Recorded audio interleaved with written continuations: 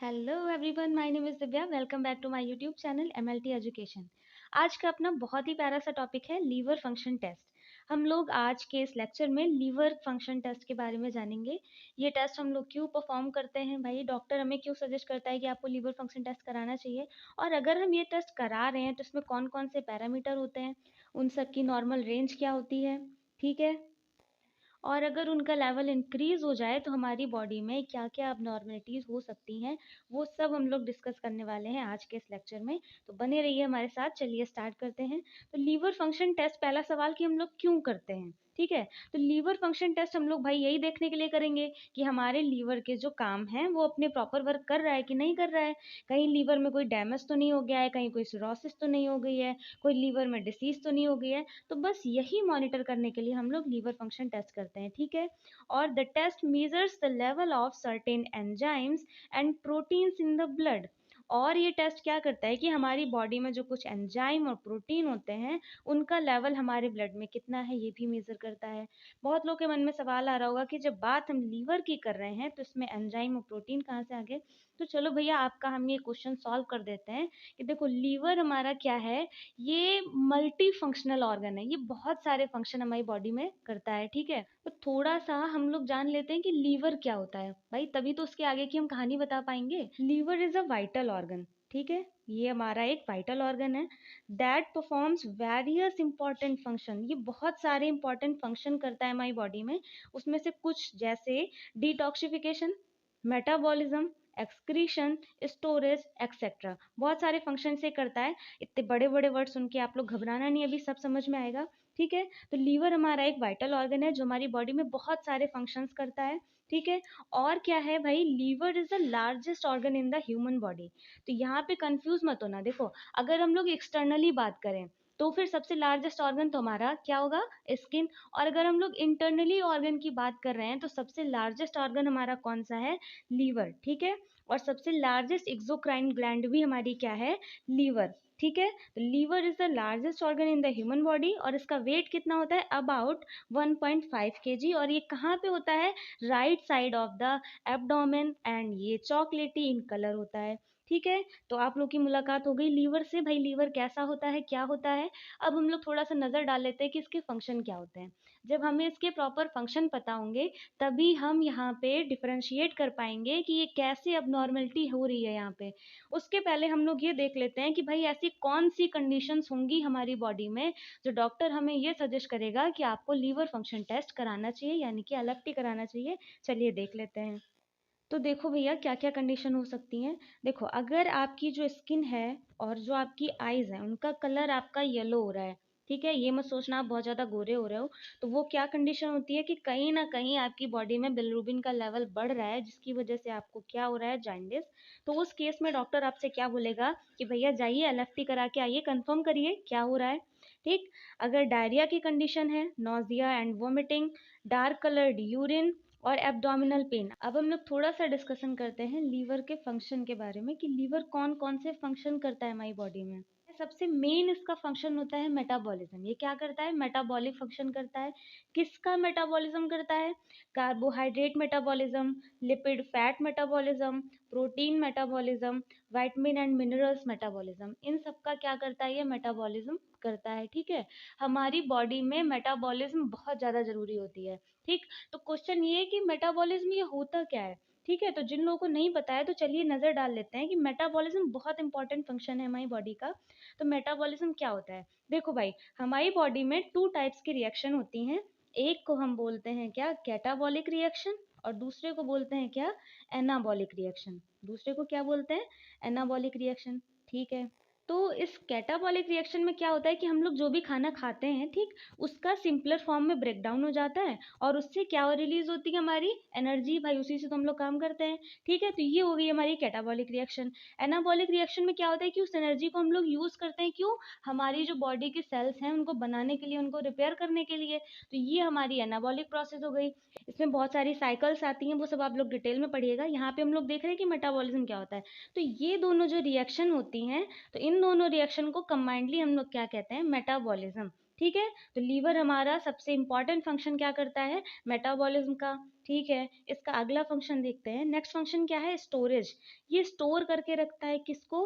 भाई ग्लाइकोजन को। ग्लाइकोजन क्या होता है? देखिए हमारी डाइट है 2 रोटी की और हमने खा ली भैया 4 रोटी, तो क्या होगा? हमारी बॉडी में ज़्यादा ग्लूकोज बनेगा, ज़्यादा कार्बोहाइड्रेट मिलेगा हमको। तो हमारी बॉडी क्या करती है कि अब ये भाई फ्यूचर का भी सोचती है कि मान लो आज तो आपको 4 रोटी मिल गई और कल अगर एक भी ना मिली तो क्या होगा? तो ये क्या करती है कि हमारी बॉडी में जो ग्लूकोज होता है, जितना यूज़ करना होता है उतना तो यूज़ कर लेते हैं। बाकी का जो एक्सेस ग्लूकोज है जिसका आज काम नहीं लग रहा है, तो ये सोच रही है क्या कि कल काम लगेगा। तो इसको क्या करती है? ग्लाइकोजन के फॉर्म में स्टोर कर लेती है। ग्लूकोज को डायरेक्ट तो ऐसे रख नहीं लेगी, तो क्या करेगी? इसको ग्लूकोज को ग्लाइकोजन के फॉर्म में स्टोर करके रख लेगी। अब इस ग्लूकोज को ग्लाइकोजन में कन्वर्ट कौन करता है?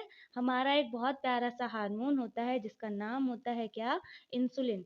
ये इंसुलिन हार्मोन क्या करता है? हमारे ग्लूकोज को ग्लाइकोजन में कन्वर्ट करके स्टोर कर देता है। कहाँ पे? हमारे लीवर में। ठीक है। और ये जो साइकिल होती है जिसके थ्रू ग्लूकोज का कन्वर्जन होता है किसमें? ग्लाइकोजन में, इसको हम लोग क्या कहते हैं? ग्लाइकोजेनेसिस। उसको हम लोग क्या कहते हैं? ग्लाइकोजेनेसिस। ठीक है। तो इसका काम क्या होता है? स्टोरेज का। ठीक है। और क्या क्या स्टोर करके रखता है? बहुत सारे विटामिन होते हैं हमारे, जैसे A, D, E, K, और विटामिन B12 को भी ये क्या करता है? स्टोर करके रखता है। ठीक है। जैसे मान लो ये हमारा ग्लाइकोजन है स्टोर्ड। ठीक है। और ये ग्लूकोज हमारा आज का तो काम चल गया, ग्लूकोज एक्सेस था तो हमने ग्लाइकोजन के फॉर्म में स्टोर करके रख लिया। अब अगले दिन मान के चलिए कोई कंडीशन है, आपको खाना नहीं मिला या फिर आपने गुस्से में खुद ही खाना नहीं खाया, तो अब आपको एनर्जी की ज़रूरत तो है, ग्लूकोज की ज़रूरत तो है, अब वो कहाँ से आएगा? तो ये लीवर आपका क्या करता है? जो हमारा स्टोर्ड ग्लाइकोजन है उसको कन्वर्ट कर देगा किसमें? ग्लूकोज में। और ये कन्वर्जन कौन करता है? हमारा ग्लूकागॉन हार्मोन। कौन करता है? Glucagon hormone. ग्लाइकोजन का ग्लूकोज में कन्वर्ट होना, इस प्रोसेस को हम लोग क्या कहते हैं? ग्लाइकोजेनोलिसिस। इस प्रोसेस को हम लोग क्या कहते हैं? ग्लाइकोजेनोलिसिस। देखो यहाँ पे आपको 2 टर्म देखने को मिल रहे हैं, ग्लाइकोजेनोलिसिस और ग्लाइकोजेनेसिस। देखो लाइसिस का मतलब होता है टूटना और जेनेसिस का मतलब होता है फॉर्मेशन। मतलब यहाँ पे ग्लाइकोजन का फॉर्मेशन हो रहा है और यहाँ पे ग्लाइकोजन का लाइसिस हो रहा है, मतलब टूट रहा है। ठीक है। तो ये 2 प्रोसेस होती हैं यहाँ पे। इस प्रोसेस के थ्रू ये क्या करता है? इसको स्टोर करके रखता है, ज़रूरत पड़ती है तो फिर दे भी देता है। ठीक है। इसका अगला बहुत इंपॉर्टेंट फंक्शन होता है क्या? डिटॉक्सिफिकेशन। हमारी बॉडी में जो टॉक्सिक प्रोडक्ट, टॉक्सिक मटेरियल होते हैं उन सब का क्या करता है? ये डिटॉक्सिफिकेशन कर देता है। सबसे ज़्यादा टॉक्सिक क्या होता है हमारा? अमोनिया। तो इस अमोनिया को यूरिया में कन्वर्ट करके किडनी के थ्रू क्या होता है? एक्सक्रीट आउट कर दिया जाता है हमारी बॉडी से। ठीक है। अगला फंक्शन देख लीजिए। नेक्स्ट फंक्शन है इसका हिमेटोलॉजिकल फंक्शन। अब इसके नाम से समझ में आ रहा होगा आपको कि कुछ चीज़ तो भाई है जो आपकी ब्लड से रिलेटेड है। तो ये क्या करता है? Formation of blood. ठीक है। क्या करता है? ब्लड का फॉर्मेशन करता है। अब आप लोग तो कहोगे भाई ब्लड तो हमारा बोन मैरो में बनता है।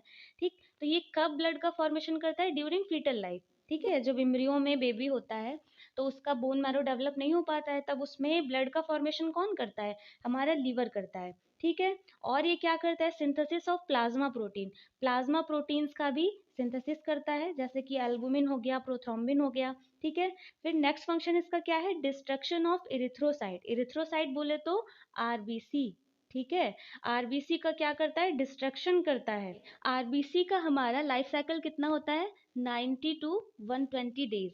ठीक है। तो आफ्टर दीज डेज जब हमारी आरबीसी का लाइफ साइकिल कंप्लीट हो जाता है तो इन आरबीसीज का क्या होता है? डिग्रेडेशन हो जाता है। ठीक है। और वही क्या बन जाता है? हमारा बिलिरुबिन, और जो कि हमारा एक्सक्रीट आउट कर दिया जाता है। ठीक है। तो इस लीवर का फंक्शन क्या होता है? Destruction of erythrocytes. ठीक है। और जब इरिथ्रोसाइट का डिस्ट्रक्शन होगा तो हमारा क्या बनेगा? बिलिरुबिन। ठीक है। नेक्स्ट फंक्शन इसका क्या होता है? Excretory function. ये भी बहुत इंपॉर्टेंट फंक्शन है कि ये एक्सक्रीशन करता है किसका? Bile pigments, bile salt and cholesterol are excreted in bile into intestine. ये क्या करता है कि हमारे जो बाइल पिगमेंट्स होते हैं उनका एक्सक्रीशन करता है, बाइल साल्ट्स का। बाइल पिगमेंट्स में हमारा क्या क्या आएगा? बिलिरुबिन। ठीक है। और क्या आता है? बिलीवर्डिन। बिलीवर्डिन।